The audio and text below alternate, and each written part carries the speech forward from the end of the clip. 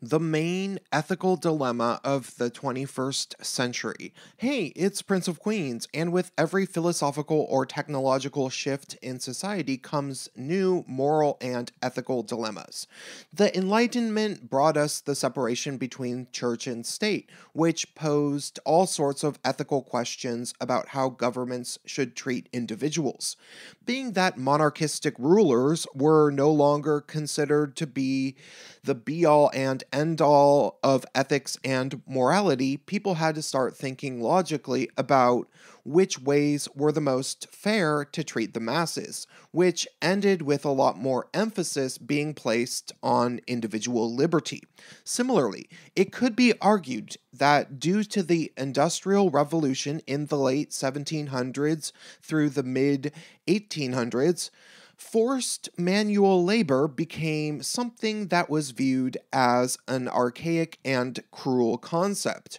which was likely why slavery became abolished not long after in 1865. Since slavery, there have been many moral and ethical changes in the developed world, such as ending segregation, the criminality of spousal rape, and the death penalty being banned in many or most areas in the West. However, now that we are more or less fully assimilated into at least the opening stages of the information age, as an estimated 3.2 billion people are on the internet as of 2015, I view the main moral and ethical shift that is more than likely going to take place over the coming years will probably be based around information. More specifically, due to the fact that almost everybody in the developed world uses the internet and uses it daily, coupled with the fact that anybody even slightly savvy realizes that the internet never forgets, I believe that what will be facing heavy scrutiny in years to come is the act of lying and how exactly liars are punished. To some, this might sound a bit wacky and coming from left field, maybe even exaggerated and coming off as a bit of a buzzkill, as if lying is an innocent and rather innocuous thing that everybody does, which is generally rather harmless in comparison to most crimes. But to these people, I would remind them that once upon a time, a king or queen could publicly torture somebody without being questioned, and that plantation owners could do a whole bunch to their slaves, including murder in many states, if they claimed that the slave was resisting them. It's not simply that practices of human decency changed due to people randomly deciding to be better people as a result of sitting around discussing things for a great while, but technology plays a giant role in all of this.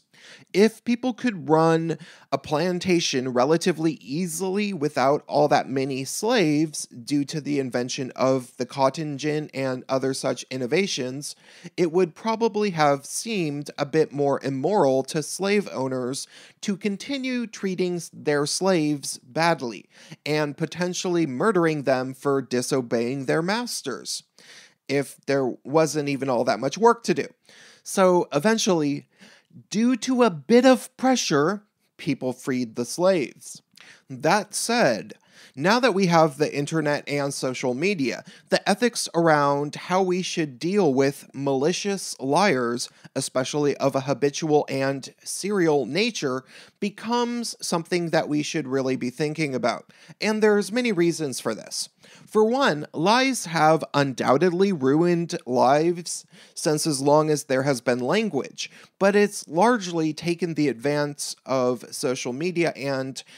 email to get to the point where it becomes possible to easily prove that somebody is lying. In the case of Emma Solkowitz, aka Mattress Girl of Columbia University, it was her texts, emails, and Facebook messages that ended up proving that Paul Nungesser definitely did not rape lying Emma Sokowitz, and that it was actually she who was more interested in pursuing romance and physical intimacy with the young man she accused. But much more than that, due to the viral nature of hot scoops on social media and the politicians and political pundits that are eager to find these stories and use them as examples to illustrate their own confirmation bias affected narrative, lies in the 21st century have a snowball effect that make their gravity much more severe. In the case of Emma Sokowitz, she was almost immediately picked up for publicity in several publications, including the Huffington Post, and the New York State Senator Kirsten Gillibrand used Emma's story to push some sort of creepy political feminist agenda, which of course further aggravated the damage done to the victim of these false allegations. Truthfully, all somebody of a specific identity has to do in the current year to get a massive amount of attention from journalists and YouTubers is to tell the exact lie they want to hear, like that one's hijab was supposedly pulled off violently by Trump supporters, or in the case of the lie that I personally fell for, that the man was stabbed for having a certain style of haircut. That all said, due to the snowballing nature of lies when combined with social media and the internet, as well as the fact that it is a lot easier to prove whether or not somebody was lying, and even assign motive, like in Emma Sokowitz's case, the fact that Paul Nungesser didn't want to poke her pooper, I believe society will soon be asking itself how to properly deal with liars. I'm going to largely stop here because I don't consider myself anybody with any sort of great moral insight ahead of the average person, due to reasons I would rather not get into at this time. However, I can certainly tell you a small personal anecdote regarding something I feel happy about myself.